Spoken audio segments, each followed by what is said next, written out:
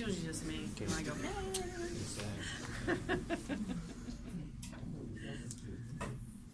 Hello guys, thanks for coming.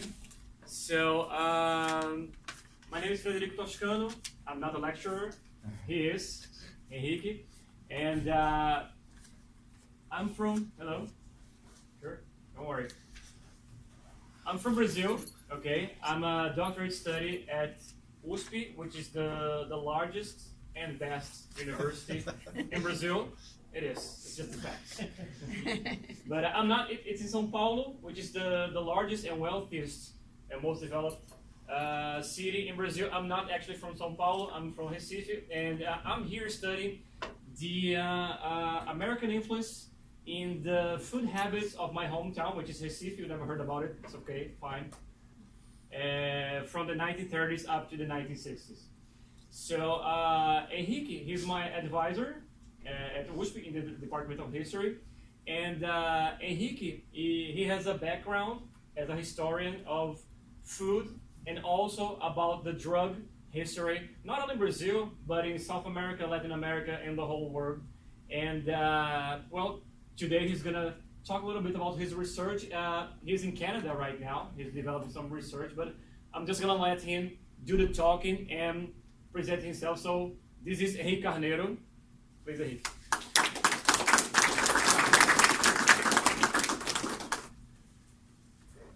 Let me see. It's always good here. How I do? It's okay. You can talk to them. Okay. Well, good afternoon, everybody. It's a great pleasure to be here. It's my first time in Georgia, so I'm very enjoying my stay. It's a pleasure to know that I am in the state of Martin Luther King and Ray Charles. And so I appreciate a lot the invitation, especially from Professor Gordon and Brian Pitt, and also for Federico that helped a lot for this talk.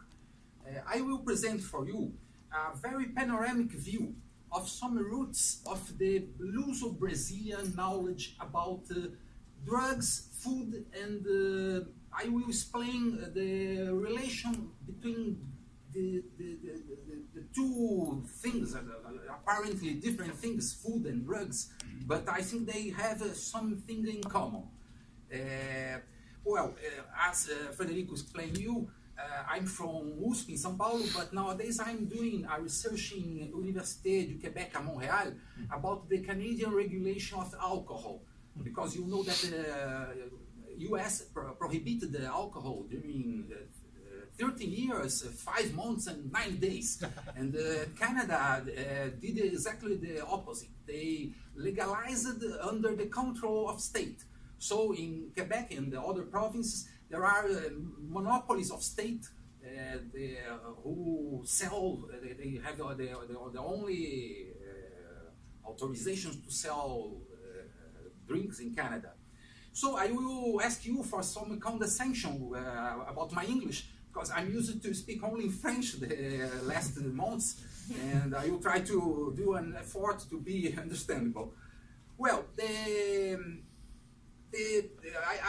I called food, drink, and drugs, or eating, drinking, and getting high, because they are things that apparently different, but they really have something in common. Well, try the right left. okay. Yeah. I call it a common field of ingestions.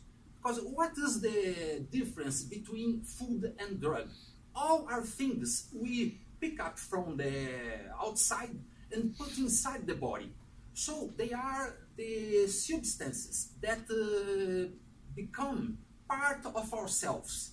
So they are part of a large field of relations between the body and the external world, and the consumption of any substance co-produce a kind of incorporation or incarnation or consubstantiation.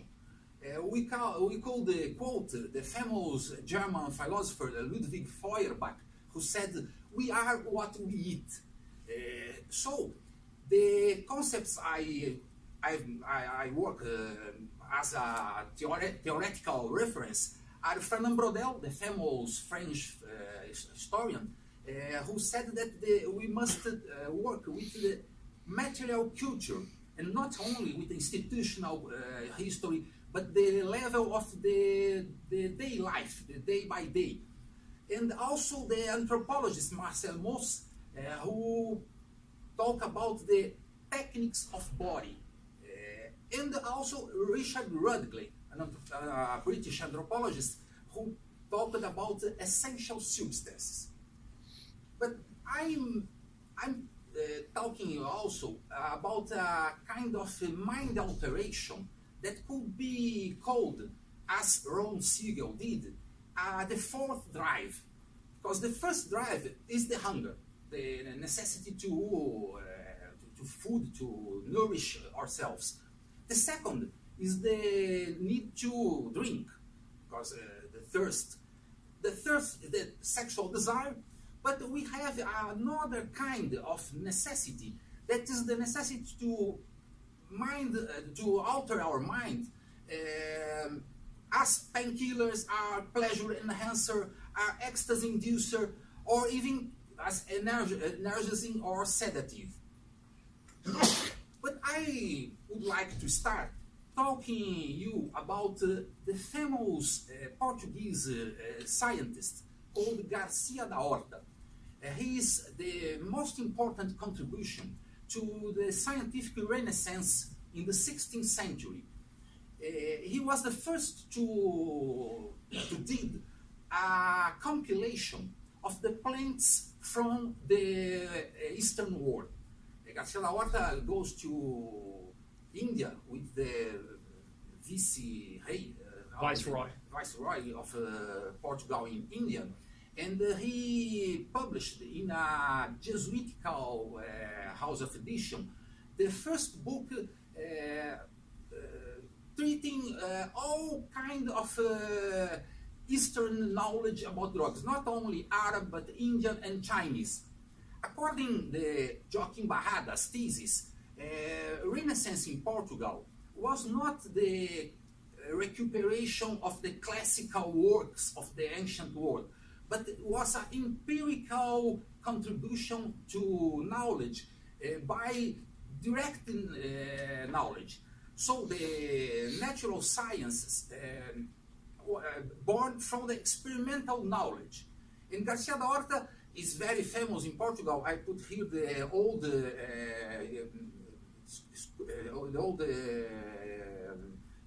Portuguese currency, the escudo, where the face of him and the statue of Garcia da Horta. What's the importance of Garcia da Horta? He wrote Colloquy of Simple Drugs and Medicinal Things in India. It was a book in Portuguese in India, so nobody could read it, but it was translated for a famous botanist in Europe, Clusius, or Charles de Lecluse, as spice and some sample medicines in New India's history. And Clusius was very known because he was the builder of the botanical gardens in Vienna and in Leyden. And in Vienna, the Emperor Maximiliano protected him, and he was a very important botanist who allowed Garcia da Horta to be known around the world or around Europe in this period. It's curious because in this book of Horta, it was published the first verse of the most famous writer in Portugal, Camões.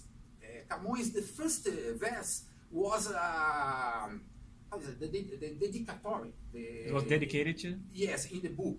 And he put the medical and the military art together as almost the same thing. Speaking about Achilles in the Odyssey. How is it? Achilles. He said, he was not less skilled in herbs and medicine than skilled and accustomed to the superb exercise of warfare. The hands that present death to so many could offer life. The fearsome actor could kill, but to cure lethal wounds he also knew. What it means? That for the ancient, to cure was the same kind of activity as the warfare. So who fight in war must know how to cure the wounds they produce. Em português, não menos ensinado foi nas ervas e médica notícia que destro e costumado no soberbo exercício da milícia. It's a kind of ancient way to say in Portuguese. The greatest author's contributions was in first of all the appreciation of direct knowledge. So he says that the Eastern people know more than the Europeans about the medicine.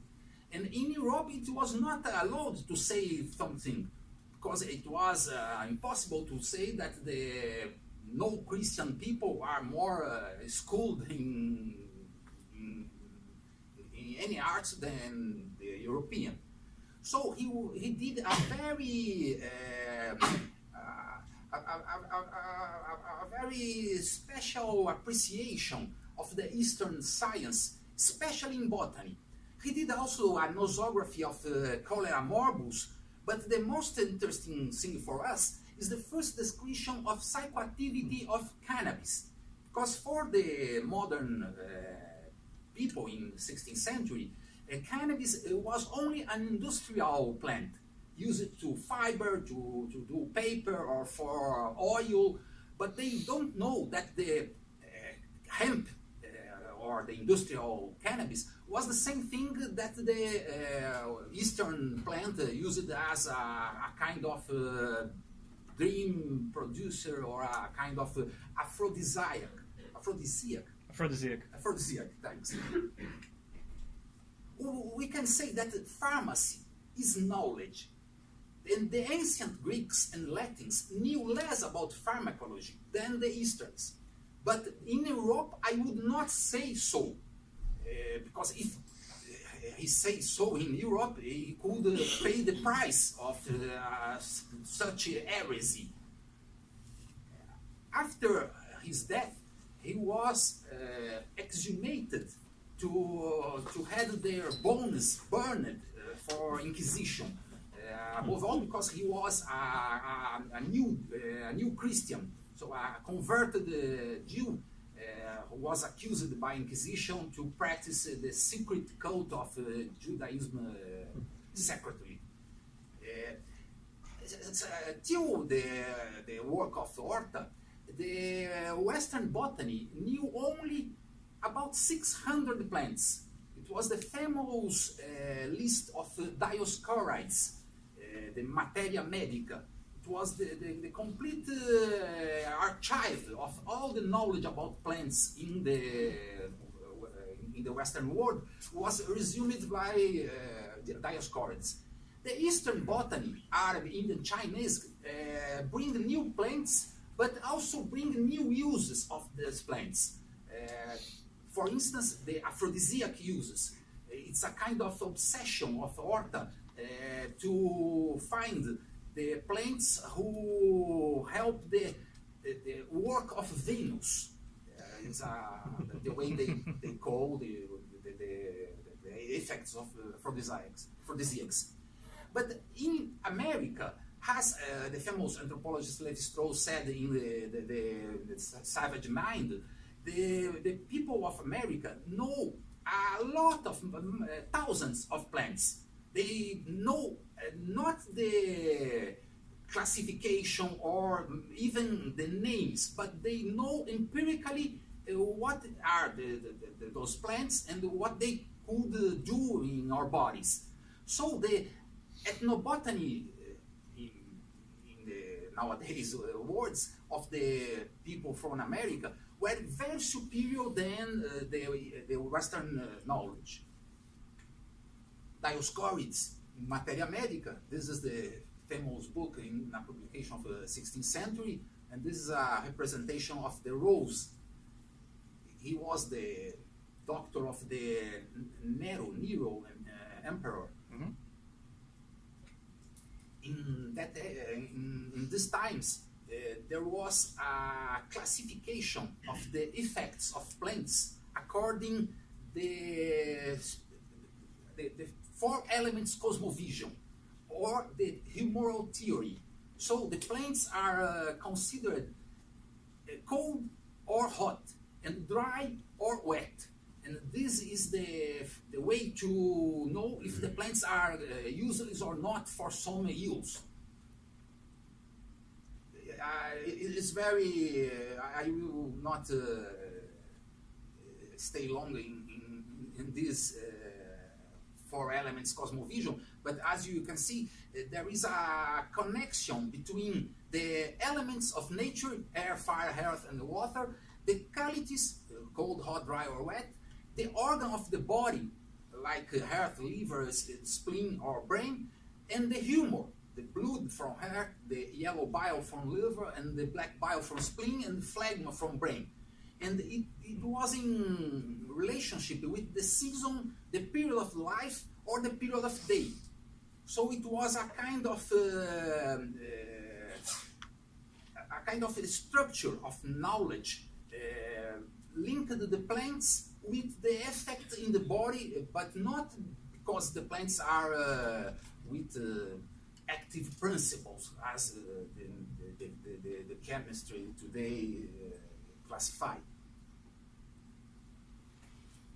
Well, this is a kind of joke, because you know there are two sayings in English, that's my cup of tea, and the spice of life.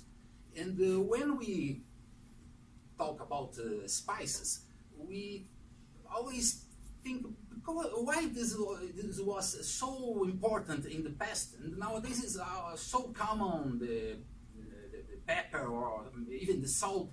But in the past, it was a kind of magical substances with not only flavors, but only magical powers to produce the hot from the hot continents. Pepper, cinnamon, clove, muscade, opium, tea, cough are all kind of hot stuff for cold use. I would like to quote as a bibliography the famous author David Cartwright in Forces of Habit, who talked about the psychoactive revolution as a global dissemination of drugs from each continent, a massive consumption of spices, expansion of distilled alcohol. Fernand Braudel also called the 17th century as the century of the alcohol revolution, when distilled become popular. Before it was only fermented beverages that are known. And the popularization of caffeine-based exciters like tea, coffee, or mate and guaraná, more local uses in South America, guaraná in the Amazon region and mate in the Rio de la Plata region. But it was a male consumption of tobacco smoked, inhaled and chewed that became the most popular drug of the world. Since today, after the caffeine-based exciters, we can say that tobacco is the most diffused drug across the world. Well, this commerce of drugs was linked with the expansion of the European commerce, and at the same time with the slavery, because the slaves of Africa are used in Americas to produce the same substances used to both the slaves in Africa. So they produce tobacco, sugar, liquors like rum or cachaça, and also coffee. And the tobacco and the sugar were used to change as a scambo, how can say? An exchange. As a kind of exchange for the slave traffic. So the Africans changed by sugar, liquor, and tobacco are enslaved to produce sugar, liquor, and tobacco in America. This is called the famous commerce triangle here in North Atlantic and also in the South Atlantic context. This author, Antonio, wrote this book that is very emblematic of this kind of appreciation of the wealth of Brazil, above all, but in all America, because it is called Culture and Opulence of Brazil for its Drugs and Mines. Cultura e opulência do Brasil por suas drogas e minas. And what kind of drugs he's talking about? He's talking about sugar and tobacco. Sugar and tobacco are, but also the dyes, like pau Brasil, are called drugs. Because drug is a word that comes from Dutch. It means dry things. In old Dutch is drok. So they had the liquid things like oil or wine, and they had all kind of spices called drugs. And also the gold and the silver. The silver is only a promise because there wasn't silver in Brazil. Silver is only from Mexico or from Potosí, Alto Peru. Brazil was the main destination of the enslaved Africans. Yeah, it was the last country to abolish slavery. And as you can see, about 10 million of Africans are enslaved in America, and about almost the half of these people are to Brazil. Luiz Felipe de Alencastro is a Brazilian historian in O Trato dos Viventes. He did the best study, I think, in my view, about this context of the triangle commerce of South Atlantic. It's curious because still today we have in the Brazil Republican coat of arms the two plants. It comes from the imperial coat of arms. This is the imperial and the other is the republican. So you can see the flourished branch of tobacco and the fruitified branch of coffee. So in the symbols of the republic, in the symbols of the country, we have till today the representation of this, the two drugs that are more important in our history. We can say that pharmacy is knowledge, but pharmacy is also power. I like a lot of Thomas Sass, as a psychiatrist of New York, who wrote the famous Ceremonial Chemistry, where he proposed the concept of pharmacracy as a concept to say that pharmacy is not only the knowledge, it's not only a kind of medical technique, but it's a way to control populations, is a form of social control. This power is over drugs, but in the meaning that which drug, when, by who, how and where it could be used. Another author I like a lot, and this is very important in this matter, is Sidney Mintz. He wrote the famous Sweetness and Power, the place of sugar in modern history, working above all about Puerto Rico. And he proposed this concept to classify sugar not only as a commercial commodity or as a food, but above all as a conspicuous consumption. So sugar is not only a kind of caloric supply, but is above all a kind of symbol of wealth and of a new way to have the power to produce not only a flavor, but a symbolic power.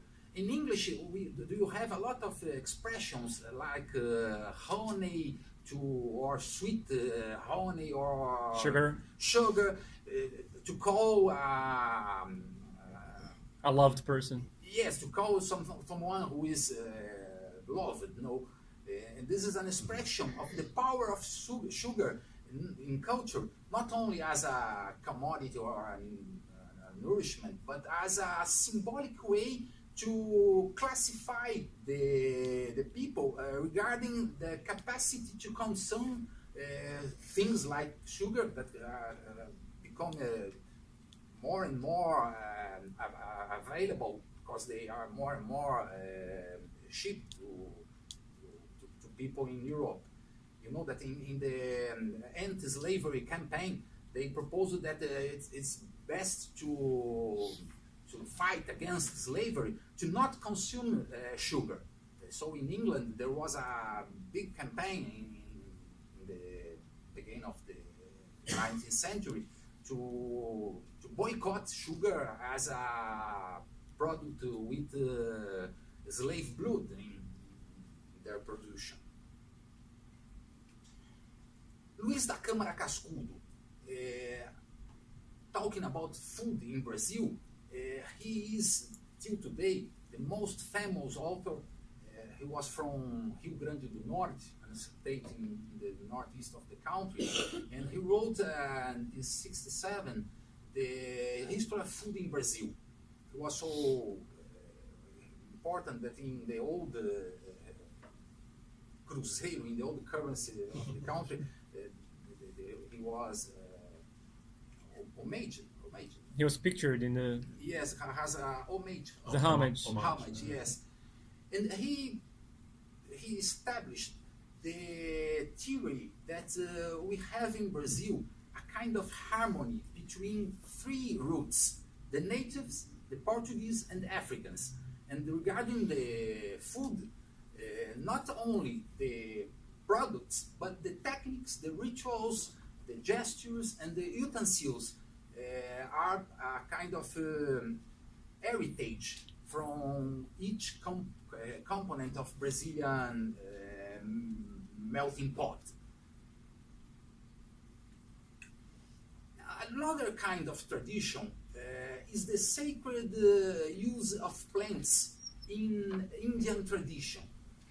We have Jurema, the scientific nomenclature is Mimosa australis, and Jurema is today not only a plant, but is an entity in the Afro-Indian Brazilian religion. Jurema was in the most important work of the romantic view of the Brazilian indigenous tradition.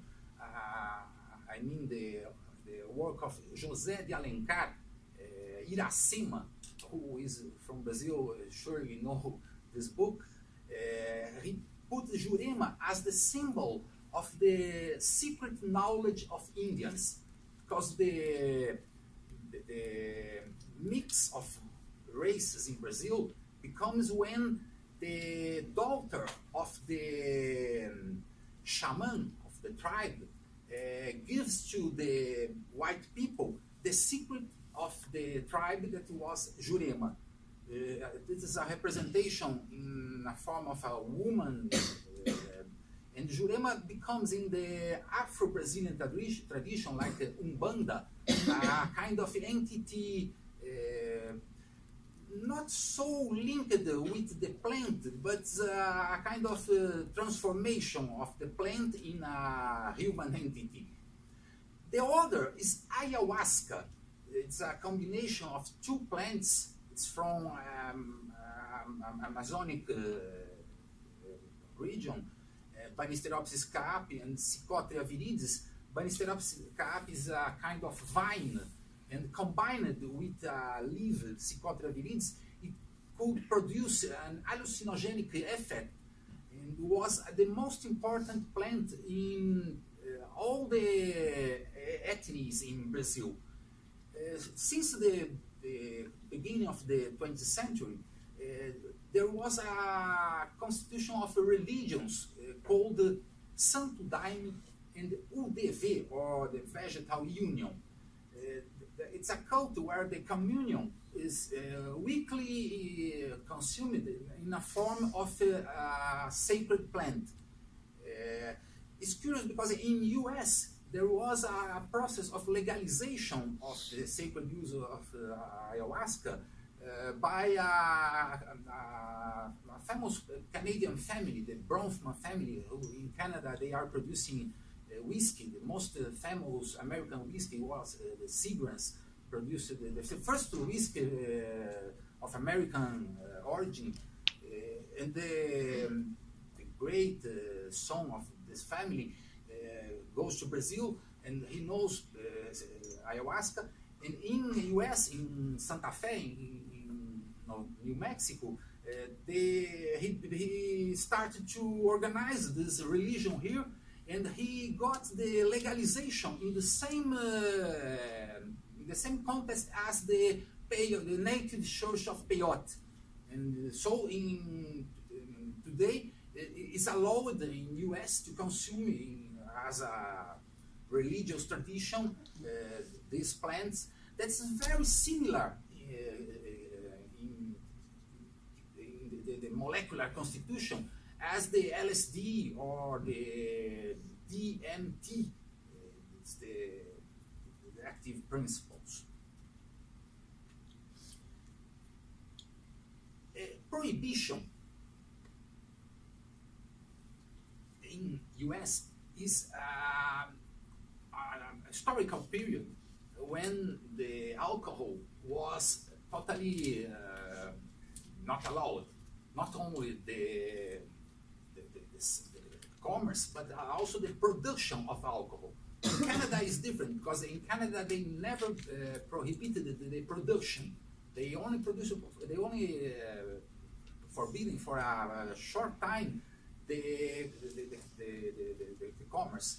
But Quebec, no. Quebec is an exception because Quebec always permitted the consumption of alcohol and converted Montreal as a kind of capital of the vice.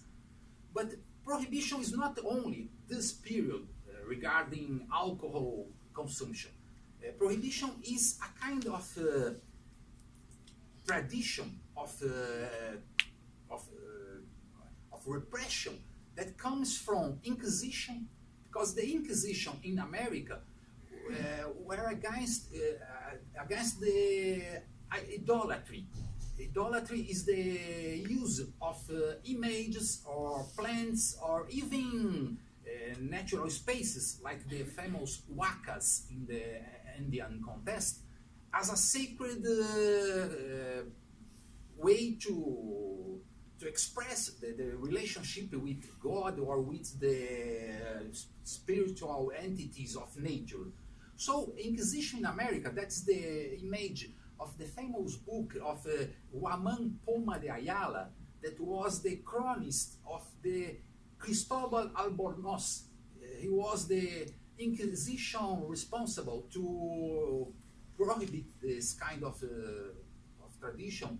He was a hunter of wakas. Wakas is called the sacred places or the sacred plants. All sacred things are considered to be a waka. At the same time, in Europe, it was the witchcraft hunter. And the witchcraft hunter in Europe was also regarding the consumption of some plants, because as in French we say, sage-femme, the woman who could cure, who could have the power about fertility or anticonceptive ways, they are persecuted because above all their knowledge about plants. More recently, there was the first prohibition of cannabis in Egypt and in Brazil in the beginning of the 19th century, and after the prohibition of alcohol in America. That's the edition of the American issue. US is voted dry, and in 1919 you will have the centenary in the next year. Cannabis. Cannabis is curious because in Brazil it's totally linked with the black culture. even the word cannabis comes from the Bantu branch of African languages. Is a word from Kimbundu. And in the monarchy in Brazil, there was the first law against what was called Pito de Pango in the Council of Rio de Janeiro in 1830. After that, in Republic, the penal code persecuted at the same time maconha, capoeira, and candomblé. Capoeira, you know, is very famous as a kind of dance and fight at the same time, but it was a mean of defense from black people against the persecution, the repression of the white society, the society of the Casa Grande, as we know in Brazil, the power of the whites regarding the slaves, and the candomblé. It's a kind of it's not African. It's more adaptation in Brazil of some divinities and some devotion from Africa. In the first penal code of the Republic, since the proclamation of the Republic, just in 15 November, we had the anniversary. By the Delegacia de Costumes Tóxicos e Mistificações, so the Policy Office of Morals, Toxics and Mystifications. So the same institution in policy to persecute drugs are used to persecute, how we can say, curandeirismo and healers. Healers. Yes, the healers, the not official healers, the traditional healers are persecuted, and at the same time, costumes, morals. So this kind of persecution, but in the same bag, all the African traditions.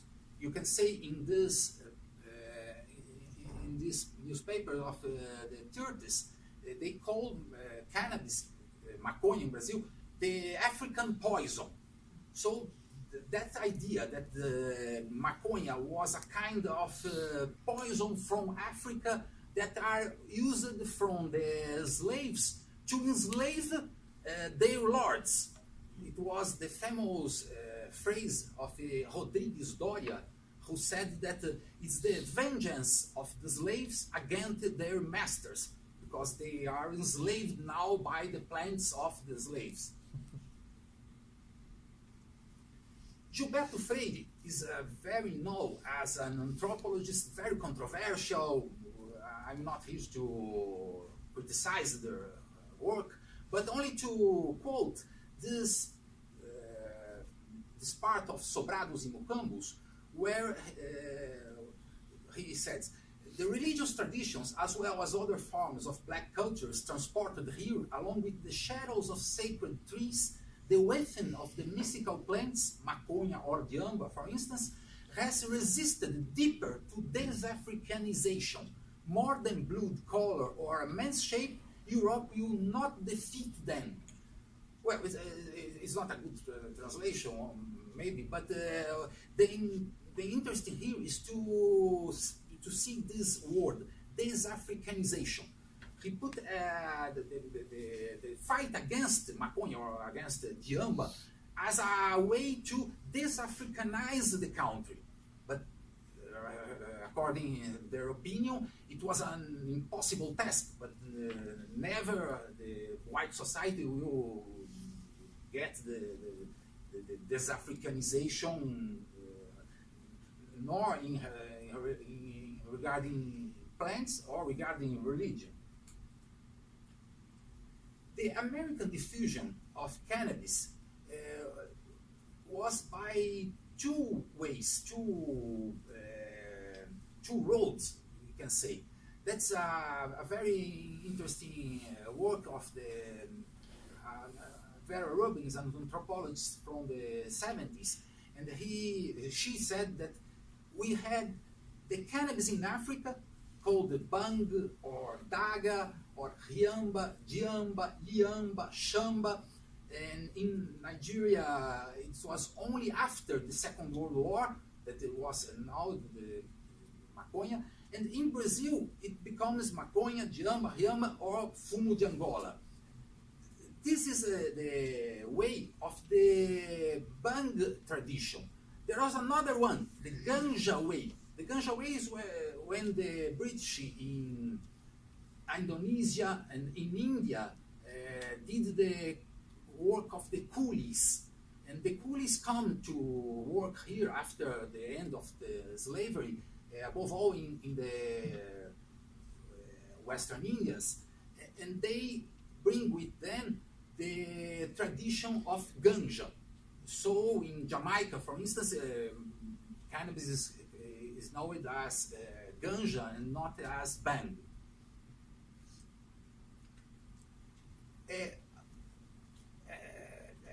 Always we talk about drugs, people think about addiction.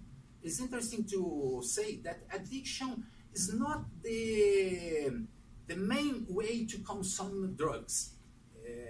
There is a Canadian historian called Craig Hero. He said to treat drugs as only addiction is the same thing to treat transport history as a history of accidents.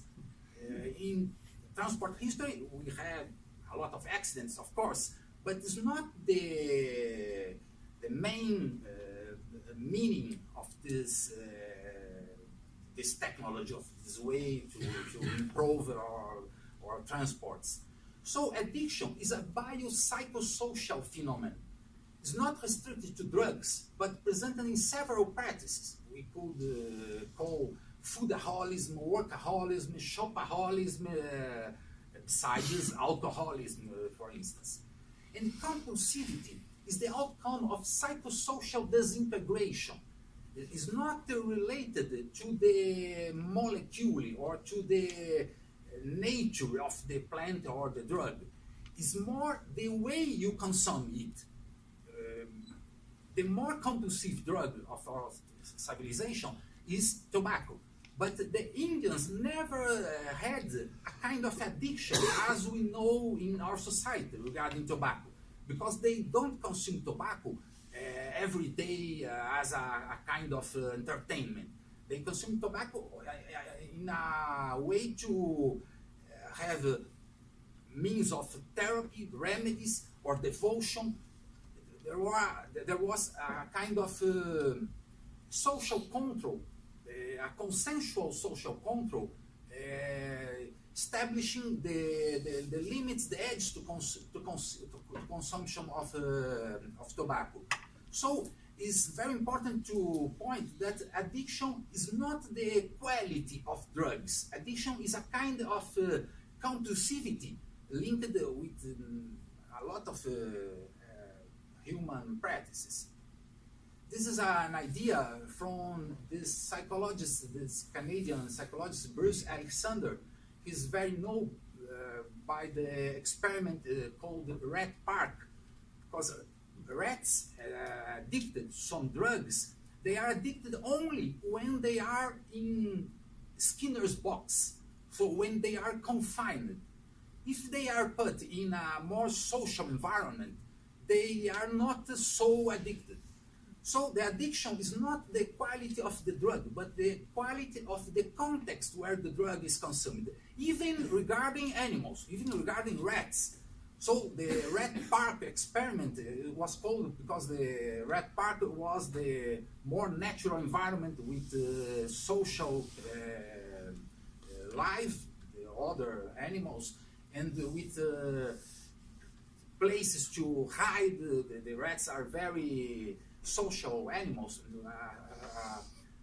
A solitary rat alone in a box is like a human being in a prison without nothing to do, in a kind of solitary cell. They will, if they have access to drugs, it's sure that it's preferable. He will prefer to consume drugs than stay doing nothing in a cell of prison. You know? This is the NAPE. In 2001, we founded the interdisciplinary group for psychoactive studies in Brazil, and this group is not linked with universities. It is a virtual library. It's a virtual library with all the articles, theses, and books about this subject in Brazilian research. You can look more in the link for the site.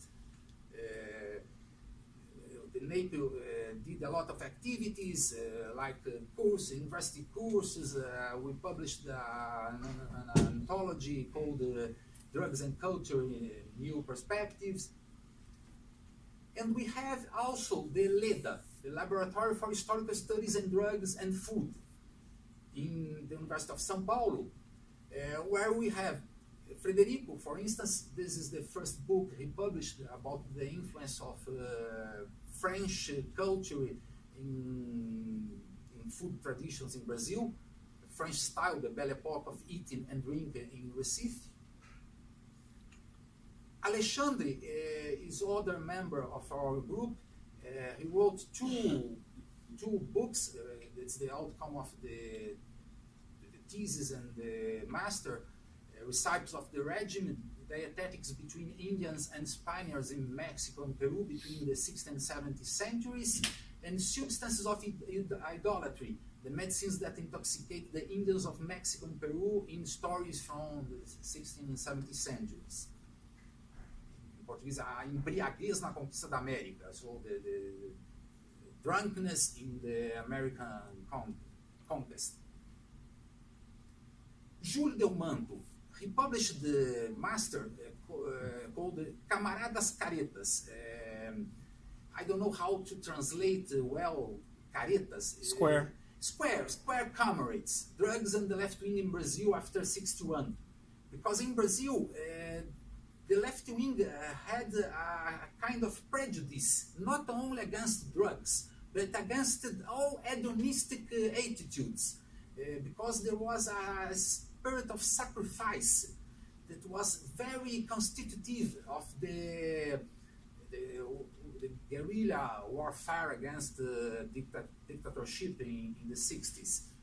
So he analyzed how the left become more sensitive and more sympathetic or more friendly again regarding the consumption of psychoactive substance. Cadu is the best work, in my opinion, about the history of prohibition in Brazil, because prohibition in Brazil is very different of North America, because we had what Gilberto Freire and other authors called a saccharocracy, so the government of the sugar producers. That not allowed any initiative of prohibition in Brazil of alcohol, different of Mexico or Canada or even US. Brazil never tried to prohibit the consumption of alcohol. But regarding marijuana or maconha, it was different. Maconha was prohibited in Brazil not only because the racial identification with black culture, but also because there was a hygienic or hygienist tradition in medicine. The doctors tried to improve the race, of course, in their words, and they identified in maconha a kind of bad influence from African that must be excluded from the Brazilian culture. So all these theses are online in the site, so I'm doing here only a kind of presentation for future consultation if you want. Lucas Avelar Indrigo, he studied the excess of moderation, study of the history of beverage in colonial society. Because you know that moderation is is a very important value since the most ancient tradition. All the Greek authors, above all Plato, proposed moderation as a kind of not only ethical but a kind of healthy attitude.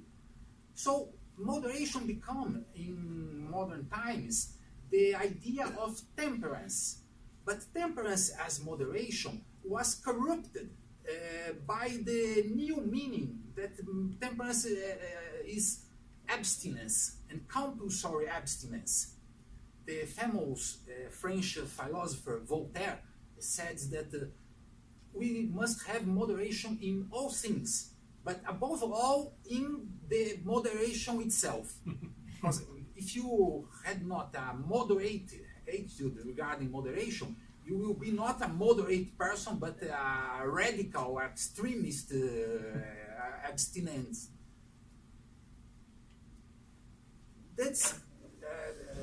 Those are the books we published. The Drogas, Cultura, New Perspectives is an anthology published with the support of the Culture Ministry. Gilberto Gil, who was in that this time the minister, did the preface.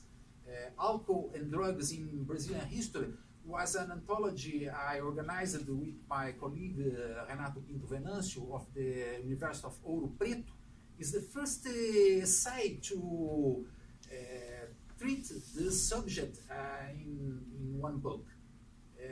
Bebida, Abstinência e Temperança is my last book. I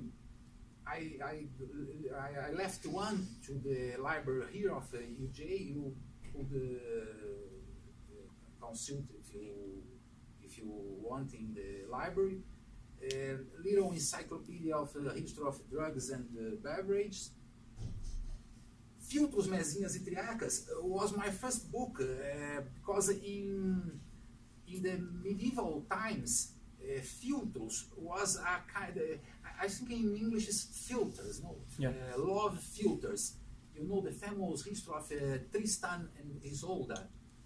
Filters were an obsession of the medieval times, and when Garcia da Horta comes in India, he searched in all plants the possibility of the aphrodisiac effect, so if they could act as filters. Mesinhas is a kind of popular remedy, and triacas is the antidotal panaceas. You have in English the word triacal, but triacal I think is more related to molasses, because all remedies were mixed with molasses to be more palatable, edible, more palatable. Yes, more palatable, more good for taste. No? Amores e Sonhos da Flora was a kind of version of my PhD.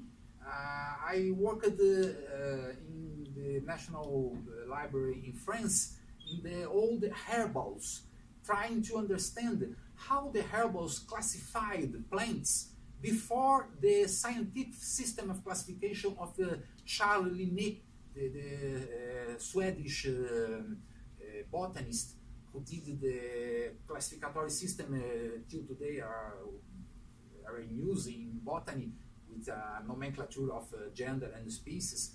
And almost all plants has scientific names that Linneo did, as for instance, Theobroma cacao for cacao, or Cannabis sativa. And I tried to understand how the hallucinogenics and the aphrodisiacs become a sort of taboo in the Western society, and how the classification of plants excluded some of them because they are aphrodisiacs or hallucinogenics. Comida e Sociedade is a history of food, is an essay to summarize the history of food. And A Igreja, Medicina e o Amor, Church, Medicine and Love, is an essay about how the church treated the consummation of plants. Well, that's a very panoramic view, only to introduce you to our laboratory. If you want to know more, you can go to the site. Thanks you all, that's my email. If you want some personal contact, I will glad to respond everyone who write me. And well, I tried to do a sort of a panoramic view of our researches in the Lehda, in the laboratory. And now, if you want to do some questions, I will be very glad to try to respond. The bibliography about Africa is and about cannabis in America is Chris Durval and Vera Robin. Thanks a lot.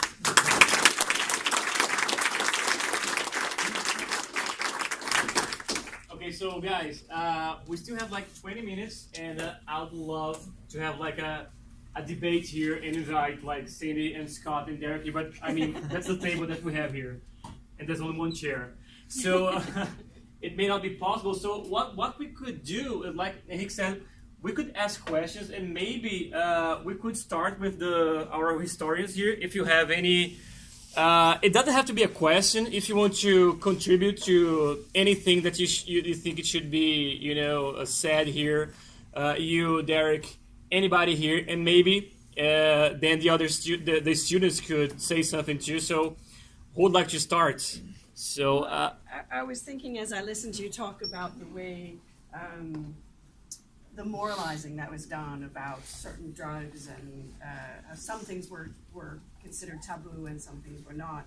I was thinking about the same distinctions we make between alcohol and what are considered drugs today. So I remember being on the Judicial Appeals Board at my last university, where there were no consequences for students who had gotten drunk and thrown a couch out of a second-story window, but the 3 students sitting quietly and smoking a joint in their room were all thrown out of the university. And so those distinctions between particular kinds of drugs are just as current today as they were hundreds of years ago. And I wonder, so how much do your studies come up to the present and looking at the moralizing about? Yes, when Garcia da Horta becomes this work, drugs was a kind of word to identify all the products from abroad in a dry form. But after that, drug become the synonym of remedy. It's only after the prohibition that drug become only one part of all the universe of drugs. So drug today is more a moral classification than a scientific one. Because in scientific classification, all substances that interfere in our mind, in the life of the mind, could be called drug. So drug is a kind of moral classification more than a scientific way to identify in nature different kind of substances. Alcohol, for instance, is always considered a sort of a special thing. So when we talk about alcohol and drugs, we separated the two substances, but they are the same thing. So I think the idea of Sidney Mintz's calling food drug is very useful to understand how even sugar could be considered a substance that produces a kind of psychosomatic effect, because all substances could have effects on the body, but also on the mind. the psychosomatic effects are include the placebo effect and also the nocebo effect. Because there was a famous English pharmacologist called William Cullen, and he did the first essay to classify drugs regarding not only the molecule but the expectation. So what we think about the effect will have the same importance than the substance itself. That's because we have a lot of medical ways to cure that are very, very functional. They are very effective. Religious ways or use of all kind of how in English the religious how I forgot the word, but to cure we can use not only the material molecule but the expectance. So I think that drugs are not the molecule itself. It's a kind of three determinations: the molecule, the effect, the material effect, the expectation of the person and of the collectivity. Levi-Strauss called, and after Lacan also, the difference between the real, the imaginary, and the symbolic. We could attribute to the materiality of the drug the real effect, but there are a symbolic effect and a kind of social expectation in the symbolic level, but also the idiosyncratic situation of each one. So drugs are not the same in different persons. There are a kind of idiosyncratic relation. It means the tolerance effect. If you are accustomed to some substance, the effect will be totally different. Even regarding tobacco, someone who are not accustomed to use tobacco will feel very ill when they smoke only one cigarette. But for the accustomed people, it will be totally different. So I think it's a combination of the symbolic effect of the social context, the level of the personal expectance, and the materiality of the substance itself. So it's a complex always, no? But we always reduce all to the materiality of the molecule. It's a kind of fetishization. I don't know if in English we can say this word. Can I ask a follow-up question? Just to bring back, I apologize for it.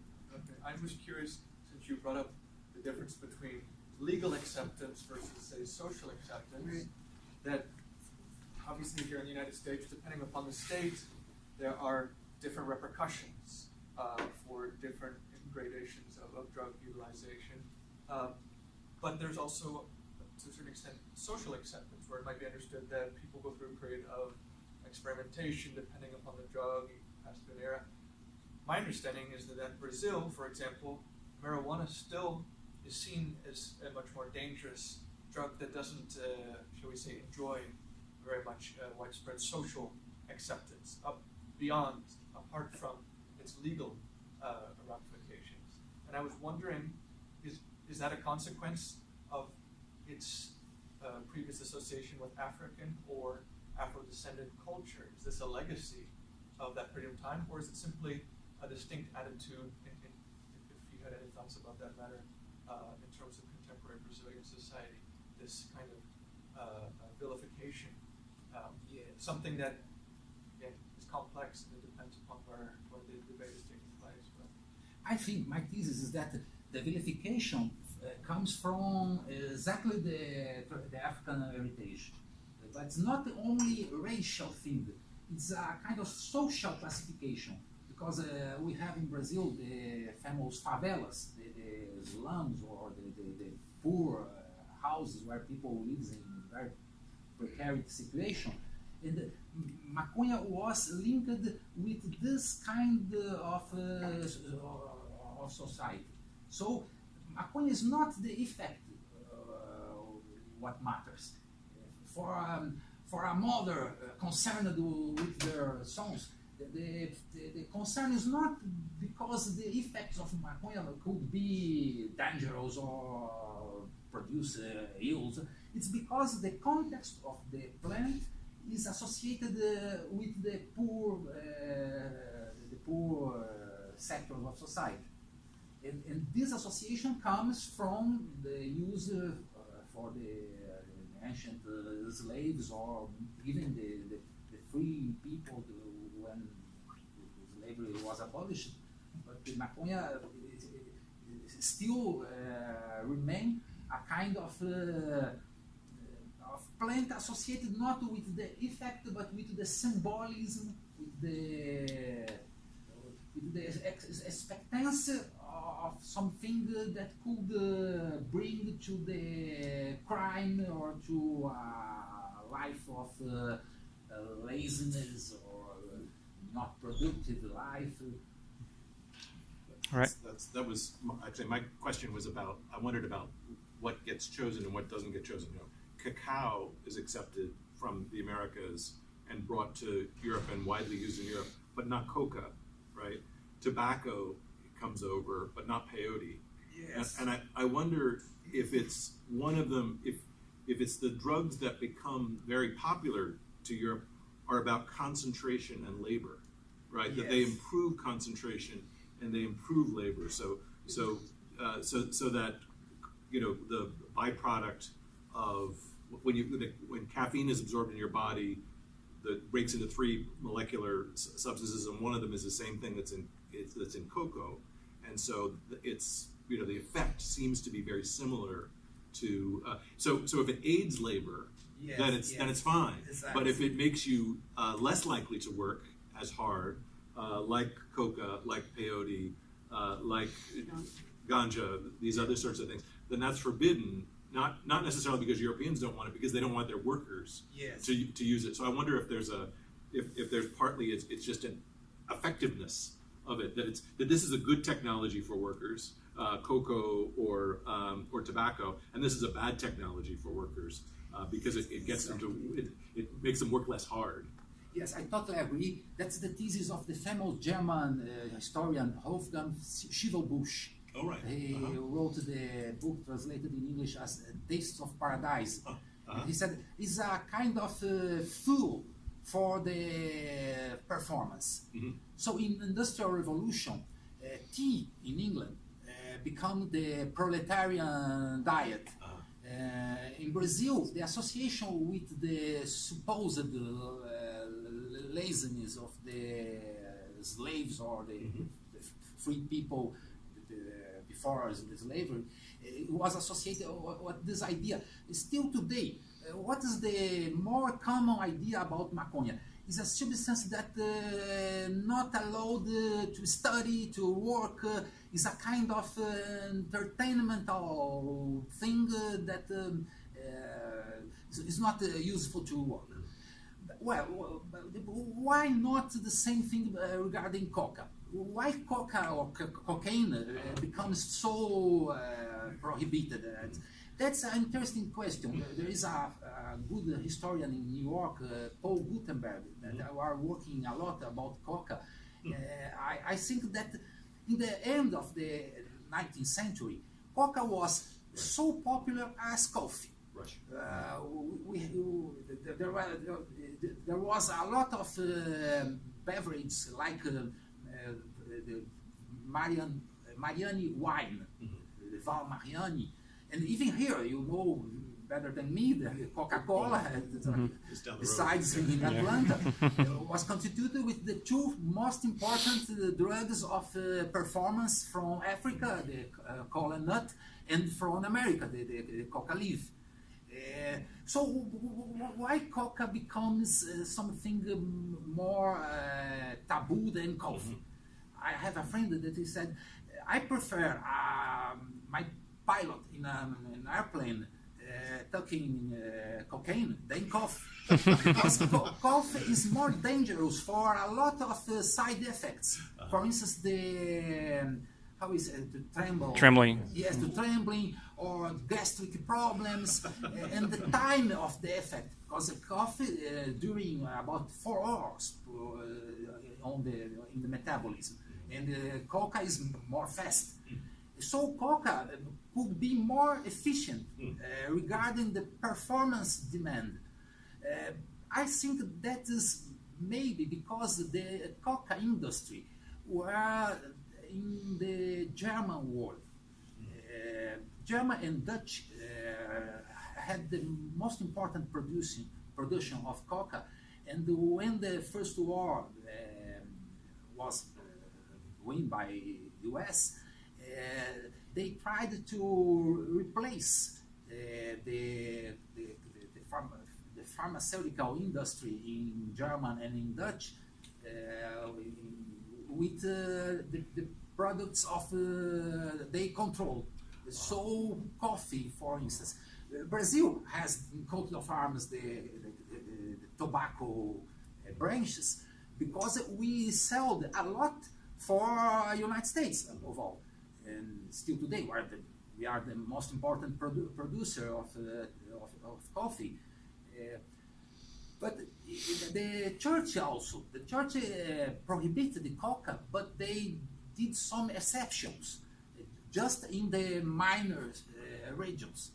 In the minor region are allowed because it's very useful to still today in all the mines in Peru or Bolivia. The use of coca leaves is absolutely necessary to do this hard work, no? But it's a question to investigate more. I have not a response, but I have a suspicion. I guess that is the result, the outcome of the First World War, that put a new division in the pharmaceutical industry, and the Merck, who had the patent of cocaine, was replaced for other substances, and also the amphetamines. Amphetamines. They become the synthetical substitute to coca. So the amphetamine industry maybe influenced the substitution of coca for synthetical drugs. No? Anybody else? Please. This is a bit of a follow-up to all of those questions, since they've all touched on this idea of stigmatization and regulation of drugs as a form of social control, right, as a way of delineating and reinforcing class boundaries. And all over Latin America, back to Franz's question, marijuana maconha tends to be a stigma associated with the lower classes, who are also stigmatized as lazy.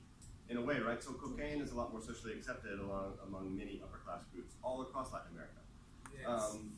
And yet, ayahuasca occupies a peculiar position here, right? So like in Peru, for example, ayahuasca has become the sort of symbol of indigenous nationalism, right? And the source of a burgeoning tourist industry as well. And I wonder if similar things have happened with ayahuasca in Brazil. Do you see a difference in the stigmas today associated with maconha versus ayahuasca? Yes, interesting question, because ayahuasca in Peru and in Brazil is very different. In Peru, it's for use, for therapeutical use. It's the curandeiros, vegetalismo. It's used like a panacea. Mm-hmm. But in Brazil, it's the opposite. It's forbidden the use as a therapeutic substance. The law allows only the religious use. But you could not offer some kind of treatment with ayahuasca for psychological or physical use, because it's a kind of curandeirismo. How is in English not official medicine. You know? But maconha and cocaine, they have also this kind of social division, because we had the famous anthropologist Gilberto Velho, who did in the 70s the first thesis in the urban anthropology regarding drug use. He was advised by Ruth Cardoso, the wife of the ex-president Fernando Henrique Cardoso, and he wrote a book called Nobles and Angels. And he classified the users of coca as nobles and the users of marijuana as angels. It's a kind of self-representation they did regarding themselves. So cocaine was always associated with the financial market, the publicity, the professions of high performance. And maconha was different because it was a drug of not only the lower classes, but the hippies, the people who are against the establishment. And cocaine is very integrated. Still today, it's used not only in market but in military situations. It's a drug of performance. I think that is the clue. That's the main clue for understanding this kind of selection. And there is another thing that's interesting to quote. That's a book of Liza McGill, a historian from Harvard. He wrote a book called Prohibition and the Rise of American State. And she says that prohibition is not a health question. It's a way to have more control and a pretext to interfere in the more intimacy level of life. She tells that the prohibition in the US constitute the federal agencies, because before the Bureau of Prohibition, crime was not a concern for federal state. Crime was a state, a provincial issue. But with prohibition, crime becomes the main issue of the federal government. And they use drugs as a passport to be able to see what is inside the pockets of people, to harass people, above all poor people in streets, young people.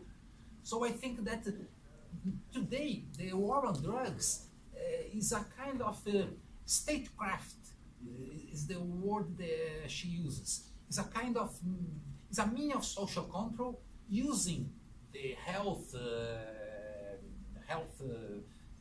pretext to control the more vulnerable populations.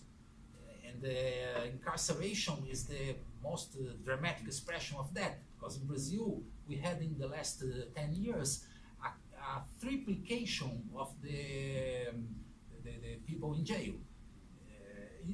A quarter of the male in jail is because of drugs, and more than half of the women is because of drugs.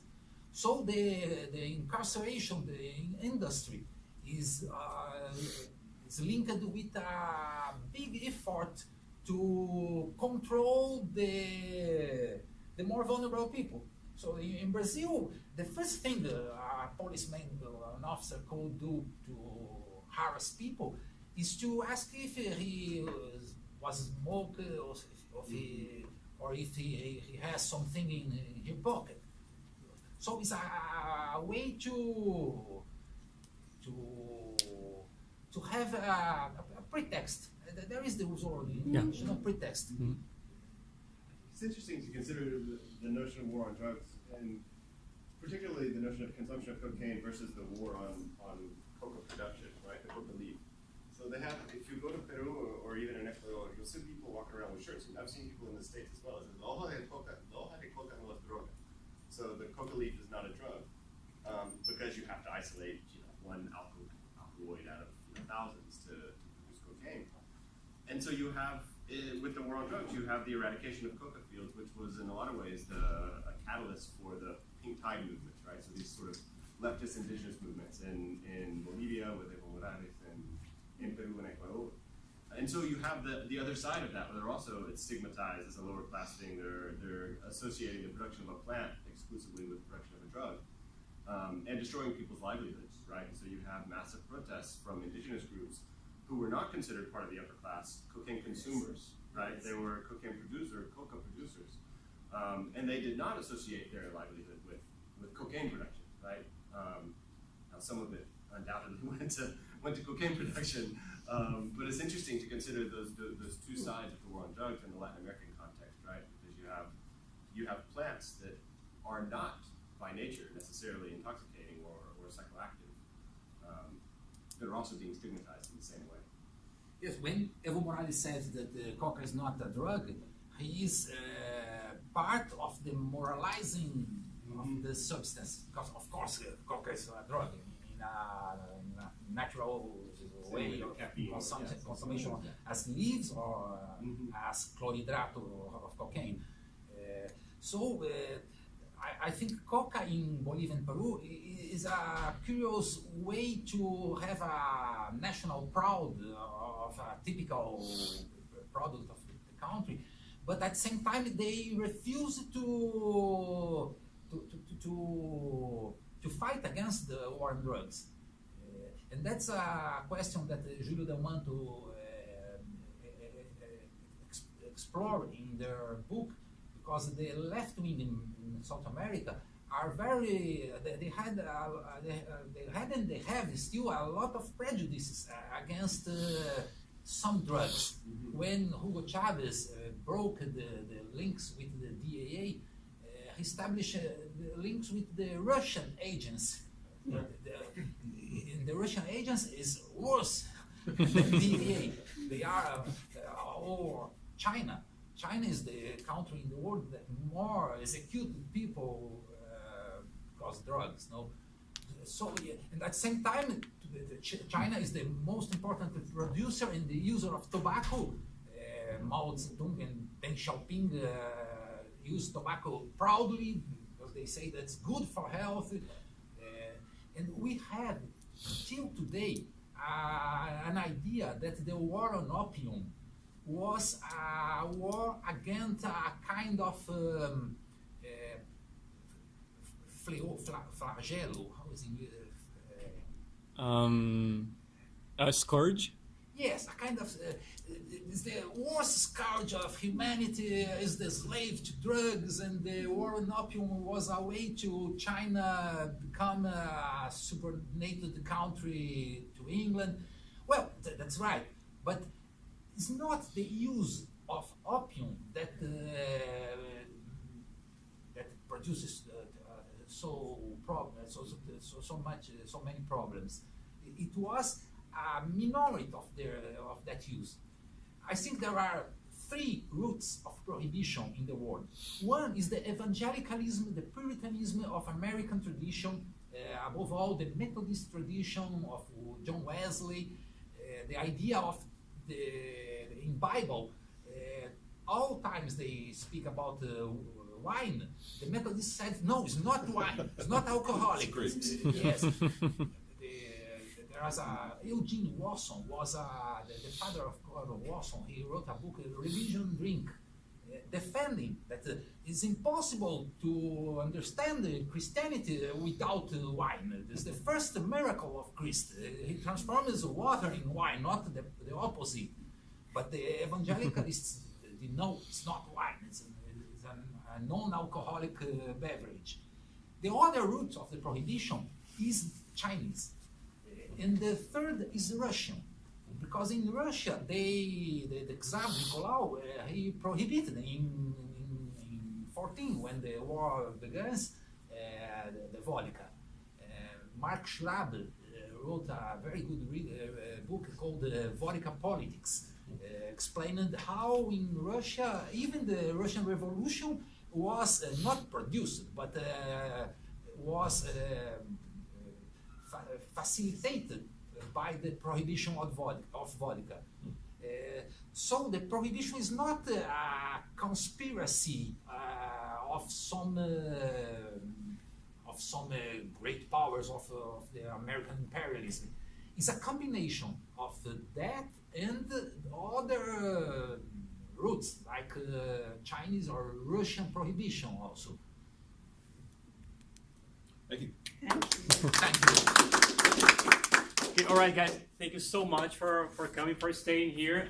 We have to stop now. I mean, we are way past time now, and I don't know if anybody's going to use this classroom, and I mean, I don't know, the equipment and everything. But anyway, thanks again for coming. And I mean, he's going to be here for a while, and if you want to have more questions, you can ask Till him. tomorrow, but I'm very glad if you wrote me to establish some contact.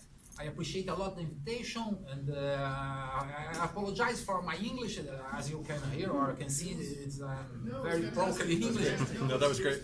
Thank you, because I'm used to speak only French or Spanish, so it's kind of difficult to say the things No, in that's English. great. But thanks a lot. Thank you.